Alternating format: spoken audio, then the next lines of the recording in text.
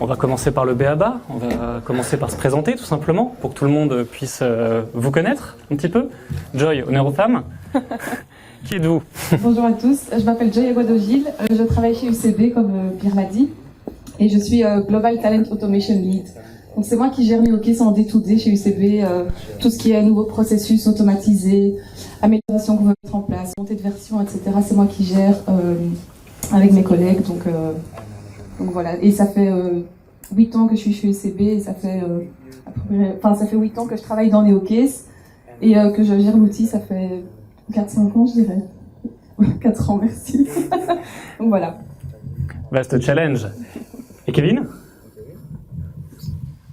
Je suis Kevin Michenet. Je travaille chez AXA Partners depuis 7 ans maintenant, dans les équipes HR Opération d'AXA Partners depuis 4 ans, avec un focus du coup sur l'ASI-RH. On regarde sur l'architecture globale de l'ASI-RH chez AXA Partners. On a aussi une casquette d'implémentation, de project management et aussi de product ownership. Et on travaille avec NeoCase depuis 3 ans et demi maintenant, quelque chose comme ça. Donc voilà, enchanté. Merci Kevin. Donc l'idée c'était un petit peu d'en apprendre plus sur les pratiques dans vos différentes sociétés, savoir pourquoi le choix de NeoCase et aussi dans quel contexte, dans quel écosystème SIRH la solution NeoCase s'est-elle intégrée. Joy, est-ce que c'est possible de nous expliquer dans quelle mesure NeoCase s'interface avec les autres outils chez vous? Alors nous, on travaille avec SuccessFactors et donc on a une interface qui tourne de manière journalière entre SuccessFactors et NeoCase.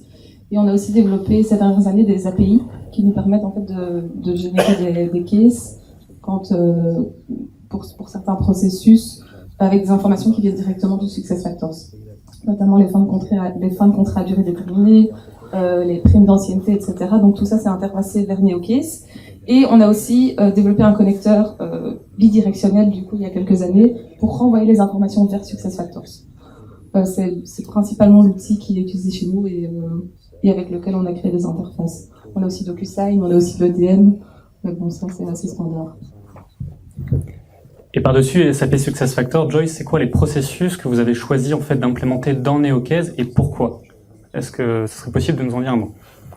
Alors, on est présent dans une 40aine de pays et donc on a des processus locaux selon chaque pays et on a pris le parti de dire qu'on fait des processus vraiment par pays parce que on a cette possibilité dans NeoCase de localiser et customiser un maximum.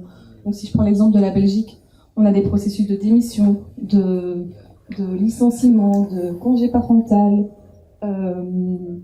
prime d'ancienneté, fin de contrat à déterminer. Dans les autres pays, on a aussi les fins de période d'essai, parce qu'en Belgique, on n'a plus de période d'essai, mais dans les autres pays, c'est le processus qu'on a mis en place.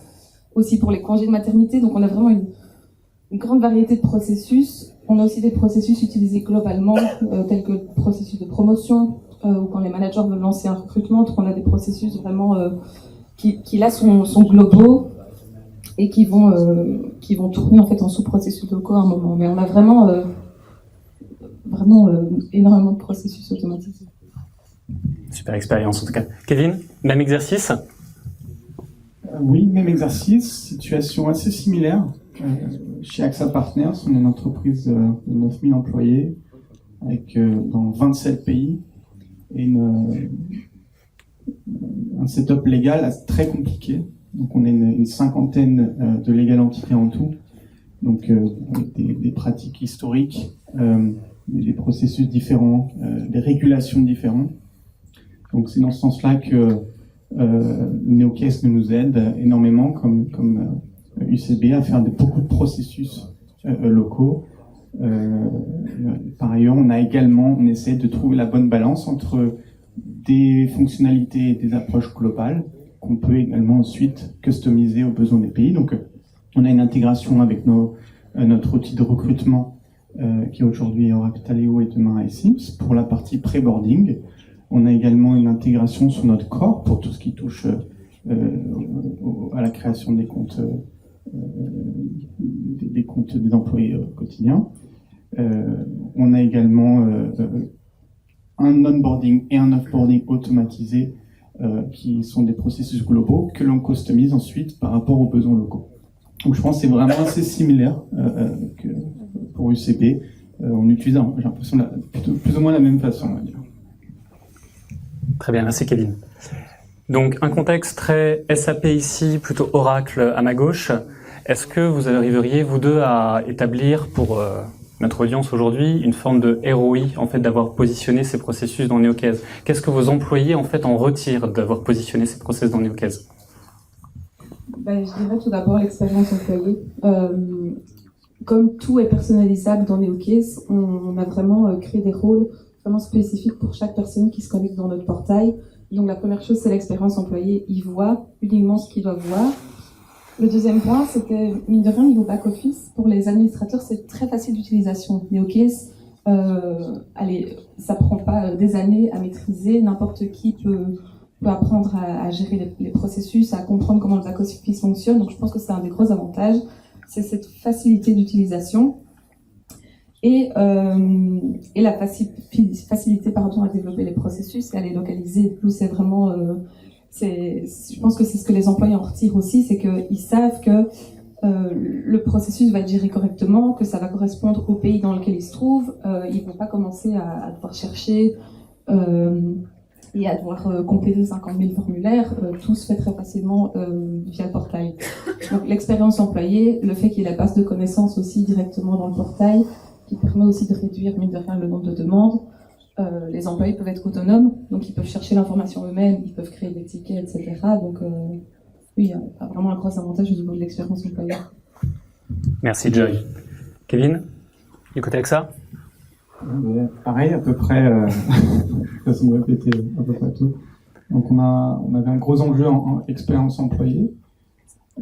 On avait également un gros enjeu efficacité pour les équipes RH. Donc on a un gros focus vraiment sur l'automatisation des processus pour soulager un peu nos équipes RH. Et puis il y a quand même quelque chose avant qu'on arrive avec Neocase, c'est qu'on était parfois un peu aveugle sur la quantité de travail, sur le type d'activité qu'on avait en RH sur nos pays. C'est-à-dire qu'on avait des points de relais locaux, évidemment, sur chacun des pays, mais c'était difficile de savoir en détail ce qu'il en était, ou quelle période de l'année sur lesquelles on avait le plus de volume, quel type de tickets revenait souvent. Et ça, vraiment, cette partie analytique, ça nous aide beaucoup sur la prise de décision. Donc voilà, c'est à peu près les trois choses, l'employé expérience, manager et RH aussi sur le self-service, l'analytique et l'efficacité. Donc aussi un vrai enjeu sur les aspects reporting. Je crois savoir, Kevin, que côté AXA, vous avez dernièrement travaillé à exporter avec nos nouvelles API disponibles depuis la 16.6, la 16.10, beaucoup de données dans Power BI, par exemple, pour construire des rapports personnalisés qui vous donnent ces statistiques-là, c'est bien ça? Exactement, on a lancé, on utilise l'utilisation de l'API Power BI depuis maintenant 6 mois, on est content. On n'a pas la même flexibilité et capacité que si c'était un lake ou un data warehouse. Malgré tout, on est capable de faire des refreshs par semaine et on arrive à pouvoir gérer nos accès et les dashboards sur Power BI, ce qui est beaucoup plus facile que la fonctionnalité.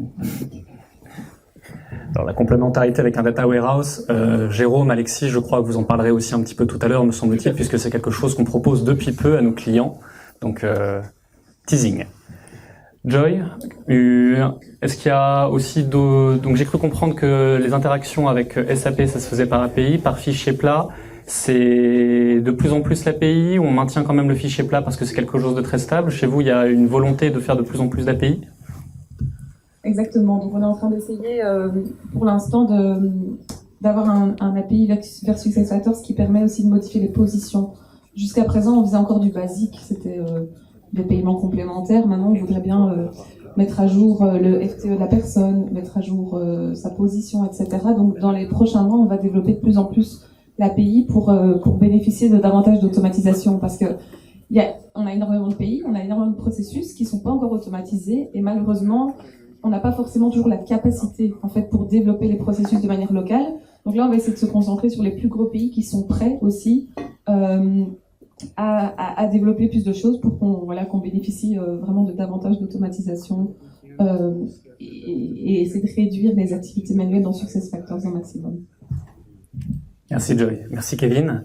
On voulait que ça soit aussi un format assez dynamique, donc si vous avez des questions pour Kevin et pour Joy, n'hésitez pas, je crois qu'il nous reste encore quelques instants, sauf si mes gardiens du temps me disent le contraire.